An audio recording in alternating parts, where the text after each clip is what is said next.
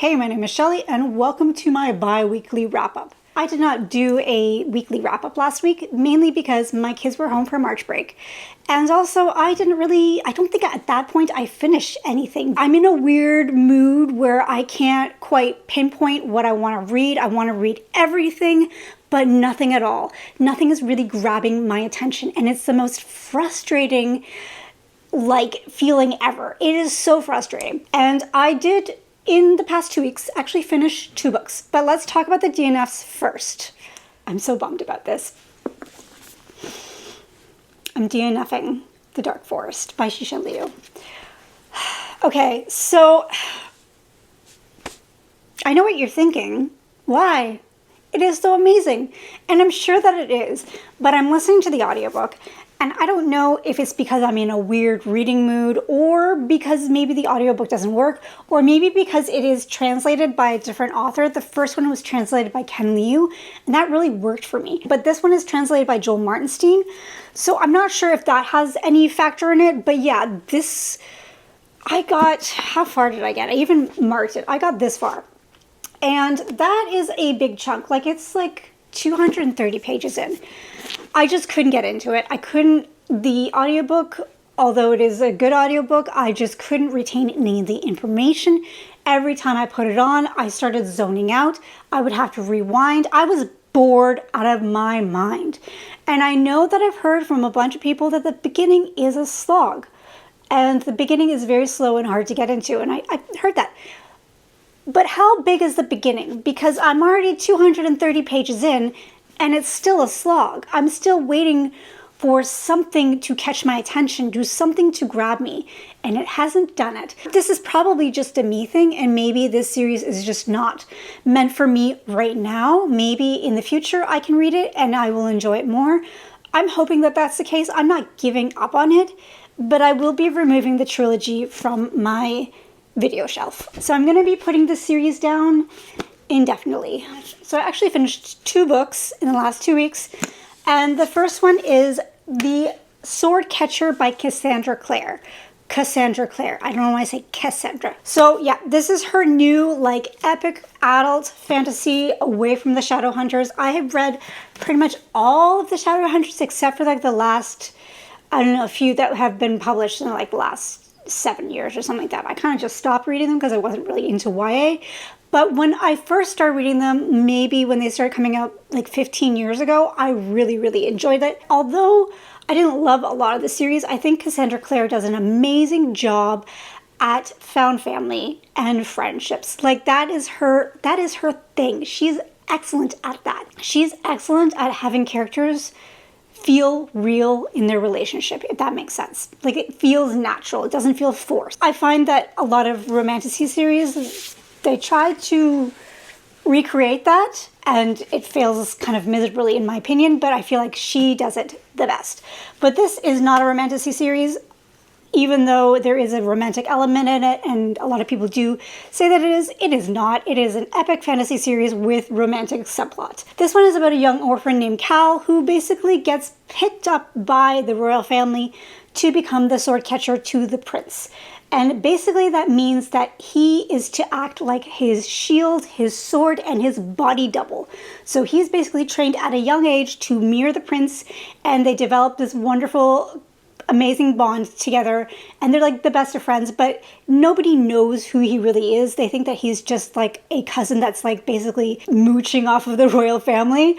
So it's kind of fun to see the dual dynamic of they know the truth, but not everybody else does.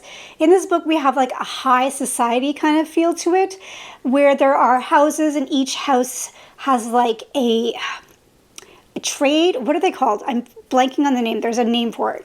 But basically, there's the spice trade, there's the silk trade, and each house is in charge of that trade. So there's a group of friends, and they're all sons from these prestigious houses. That's one story. The other story is about Lynn, who is a young healer in I would say a slum area. And she basically is like from this culture of people that were basically shoved in this like slum area and basically are considered like lower citizen. Their backstory kind of reminds me of the Jewish people's backstory, where they're like, they lost their homeland and they're kind of traveling and wandering until they find a place to call home. This book actually has a lot of different cultural inspiration. One being, I think, the high society of France and England during like the 1700s. The other one is kind of like an Egyptian, Persian kind of area where it's like a desert setting and they are separated from this current place. And to top things off, they are living on top of the ruins of an ancient civilization that was forgotten like 1,000 years before. And this ancient civilization was known to have goddesses and magic and magical creatures like phoenixes and dragons and all those things. But at this time, all of those things are extinct and magic is pretty much forbidden, except for like practical magic almost. The part that I found really fascinating and I really liked was their magic was almost connected to like gemstones and crystals, which I love my gemstones and crystals. There's a bowl of quartz right there. Although the writing is very flowery, the book itself is very dense because you have so much information. You have all this information about these cultures and their religions and the different politics. Like, it's a lot of stuff. Like, it's a fully flushed out world. And I feel like this book is just barely scraping at the surface of such a rich and diverse and elaborate world. Okay, so this book was not a 5-star book for me, mainly because I did find the writing to be a little bit too flowery. For my liking. It was very beautifully done, and I found that some parts did drag a little bit. And I'm not a big fan of high society like subplots. I feel like that has been done so much in fantasy, but overall I found this really, really awesome, and I liked it so much that I decided to read The Rag Picker King, the sequel. I buddy read this with a couple people on Discord, and we all really, really enjoyed it a lot. I don't know if I liked this one better than this one. I liked the fact that we got some reveals at the end and some plot twists. I really did like that. I liked diving more into the world, into the culture, into the lore. I loved all of that. But I did find that there was way too much time spent on the romance. And I do realize that it is, you know, an epic fantasy with romance in it. That is just what it is. But I just felt like it just kind of dragged a little bit too much for me. The middle part was a bit of a slog, but the end was just, it was amazing. Like, it was so good. I cannot wait to pick up the third one whenever that comes out. Probably, hopefully next year. I actually really recommend this series to a lot of readers. One being, if you are interested in romantic fantasy, but you're not quite sure where to start. Although this is not a romantic fantasy, I think it's an excellent stepping stone for people who really love epic fantasy, but kind of want to dip their toes into a little romance. I think this is an excellent stepping point.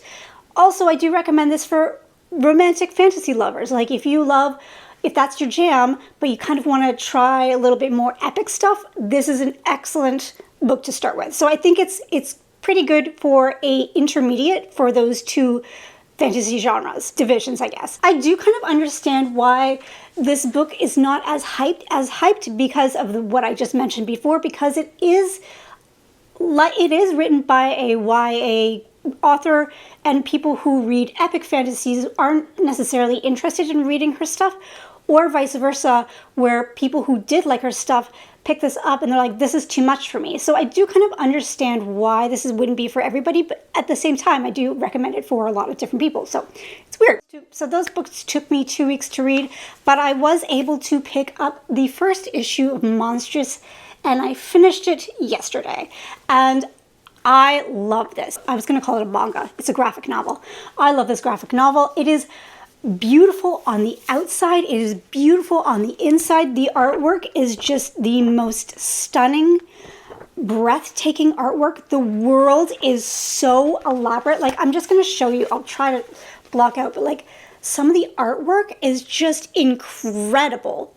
Like, absolutely incredible. And the story inside is complicated, dark, sad, and this series is incredibly incredibly gruesome. Like, I couldn't read this around my kids because my kids are very curious of what I read. They're always like, hey, what are you doing? Can I see what you're doing? What are you reading?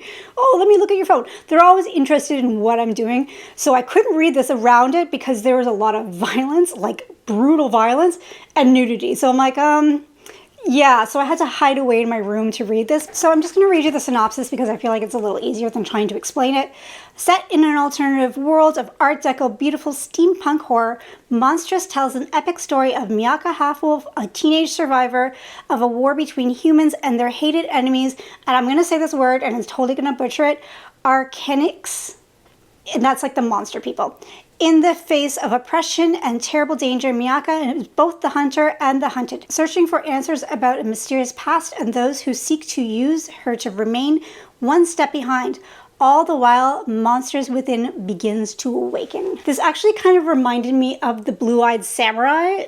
The beauty of it, but also the brutality of it was very similar, and kind of like the tone and the feel of it. Not to mention, I feel like this is a little bit more Asian inspired than anything because it looks like there's some people that are wearing kimonos and stuff. And I know that not everybody is really into graphic novels, and I totally get that, but I feel like as a fantasy reader, if you are interested in trying it out, this is a really great place to start because, like I said, the imagery of it, the story, everything is just phenomenal, and I'm definitely continuing on with the series. So those are the books that I read in the last 2 weeks. I'm not sad about the amount of books that I read because honestly it's quality over quantity. If you feel like commenting but you don't have anything to say, you can leave a diamond emoji because crystals are both very important in both of these series, so you can leave a diamond emoji. As always, thank you so much for watching, and I hope you have a lovely day. Bye!